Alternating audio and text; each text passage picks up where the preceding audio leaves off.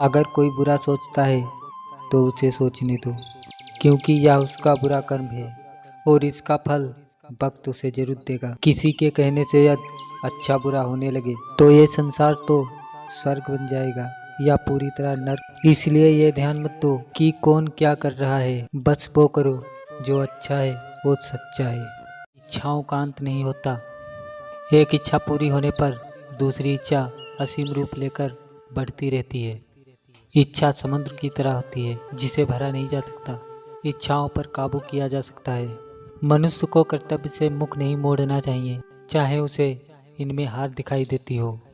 हर काम, हर गतिविधि दोष से घिरी होती है, जैसे आग धुआं से घिरी होती है। किसी को जबरदस्ती रोकने की कोशिश मत करो, क्योंकि जो तुम्हारा है वो तुम्हारे पास रहेगा और जो नहीं है वो लाख प्रयास करने पर भी चला जाएगा।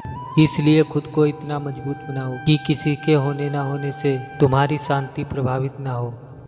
जिंदगी में अगर कुछ बड़ा करना है तो दो बातें याद रखो कि जो खोया है उसका गम नहीं और जो पाया है वह किसी से कम नहीं। तबीयत से जितना व्यक्ति कमजोर नहीं होता, उससे ज़्यादा वह नकारात्मक विचारों से होता है। जिंदगी में हम कितने सही और कितने गलत हैं, यह सिर्फ परमात्मा और अंतरात्मा ही जानते हैं। आपके खिलाफ होने वाली बातों को खामोशी से सुन लीजिए। यकीन मानिए वक्त उन्हें बेहतर जवाब देगा।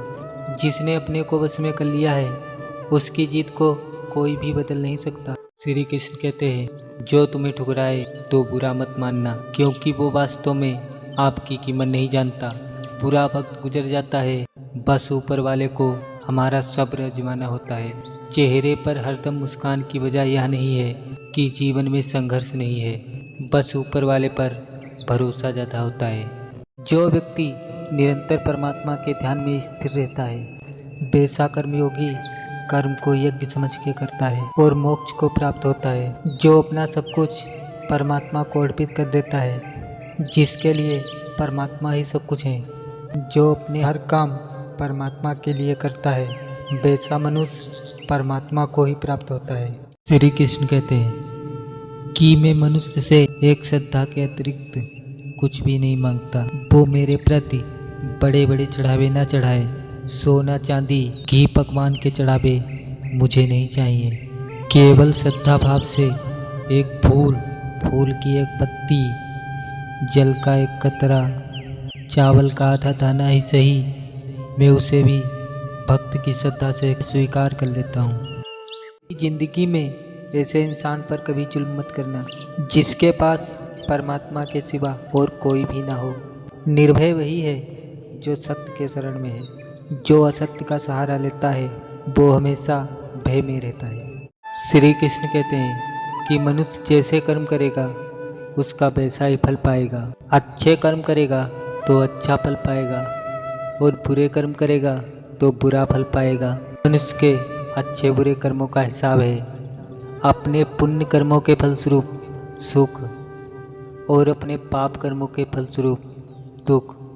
मनुष्य को इसी जन्म में भोगना पड़ता है, वो टल नहीं सकता। श्री कृष्ण कहते हैं कि जो मनुष्य भिन्न भिन्न देवताओं की पूजा करता है वो वास्तव में मेरी ही पूजा करता है, क्योंकि इस विश्व के कण कण में मैं ही समाया हुआ हूँ। ज्ञानी जन ज्ञान चक्षुओं से भगवान को हर मनुष्य के अंदर देख सकते हैं, जल में और थल में। इस सृष्टि के हर जीवों के अंदर भगवान का ही वास है।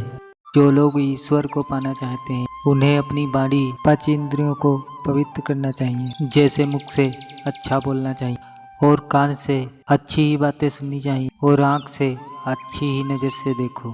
जीभा से स्वाद का आनंद लो, लेकिन उस परमानंद को मत भूलो। जो पांचों इंद्रियों को वश में कर लेता है वह परमात्मा को ही प्राप्त होता है।